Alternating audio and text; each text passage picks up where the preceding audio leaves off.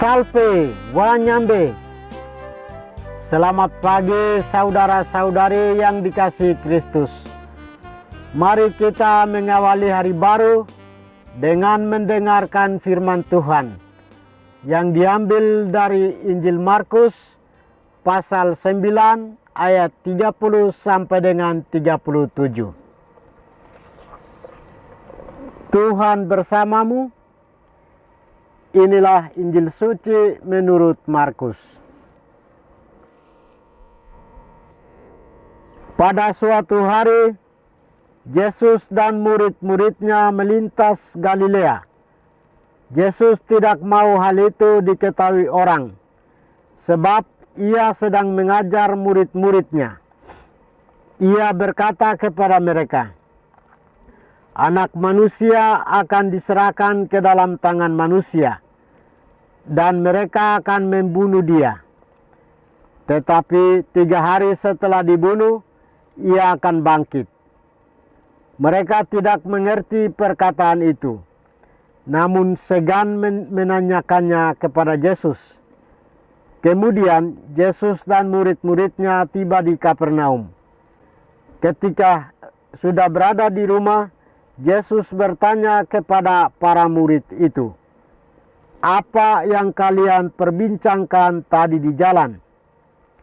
Tetapi mereka diam saja, sebab di tengah jalan tadi mereka mempertengkarkan siapa yang terbesar di antara mereka. Lalu Yesus duduk dan memanggil ke-12 murid itu.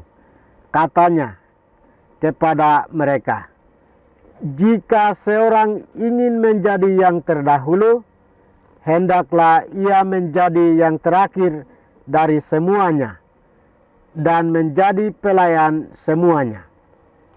Yesus lalu memanggil seorang anak kecil ke tengah-tengah mereka. Kemudian ia memeluk anak itu dan berkata kepada mereka, "Barang siapa menerima seorang anak seperti ini demi namaku, dia menerima aku. Dan barang siapa menerima aku, sebenarnya bukan aku yang mereka terima, melainkan dia yang mengutus aku." Demikianlah sabda Tuhan. Saudara-saudari yang dikasihi Kristus, tema kita hari ini adalah etika memimpin. Di dunia ini banyak orang yang berebut kuasa. Orang bercita-cita untuk menjadi orang besar yang dihargai oleh banyak orang.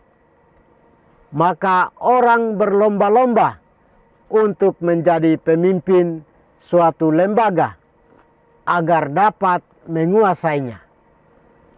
Untuk menjadi pemimpin seperti itu, mereka tidak takut dan malu untuk membayar dengan uang besar dan bahkan menghancurkan orang lain yang dianggap saingan dalam meraih kebesarannya.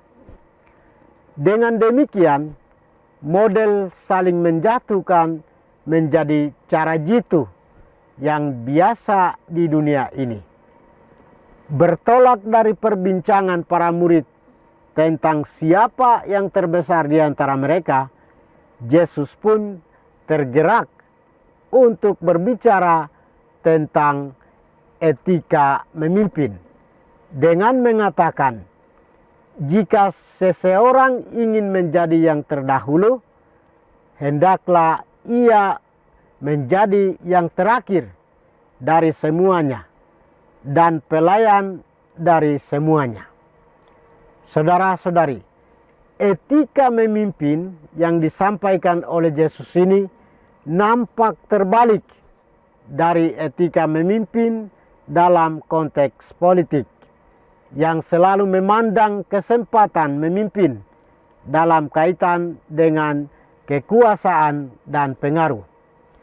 Yesus memberi warning bahwa memimpin dengan menekankan kuasa terkadang menggoda untuk jatuh dalam sikap sombong, arogan, dan otoriter.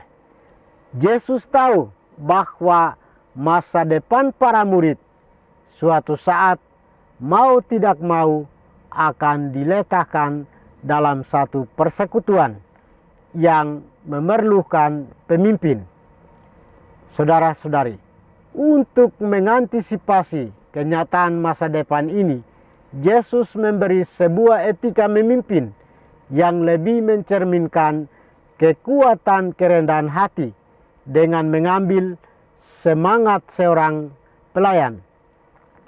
Etika memimpin yang ditawarkan Yesus juga mengandalkan sebuah hati yang siap mengabdi, siap berkorban, siap melayani, dan mendahulukan kepentingan umum daripada kepentingan pribadi. Etika memimpin ini penerapannya tidak hanya dalam skala organisasi saja, tetapi juga mulai dari keluarga hingga kehidupan menggereja pada umumnya.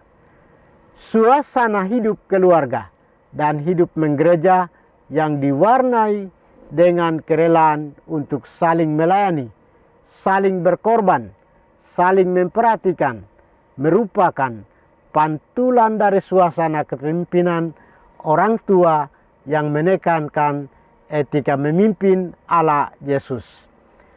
Kalau setiap keluarga dan komunitas gerejani menekankan etika memimpin ala Yesus, maka tidak mustahil hidup bersama akan diwarnai dengan suasana kekeluargaan yang harmonis dan hangat.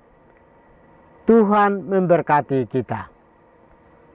Marilah kita berdoa. Tuhan, pagi ini kembali kami naikkan syukur dan permohonan. Terima kasih sudah menjaga kami saat kami tidur maupun bangun.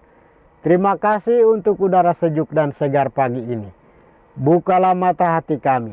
Mampukan kami memandang kemurahan dan karya-Mu, serta memuji dan memuliakan-Mu melalui pekerjaan dan pelayanan kami hari ini. Bimbinglah kami selalu untuk menyadari kesalahan kami dan bertobat, sehingga kami sungguh rendah hati, mau membuka hati, dan siap menerima rahmat-Mu yang tinggal dalam hati kami. Kristus terang dunia, berkatilah keluarga kami. Jadikanlah kami alat kasih-Mu, dan pantaskanlah kami menjadi hamba-Mu yang setia. Demi Kristus Tuhan dan pengantara kami. Tuhan bersamamu.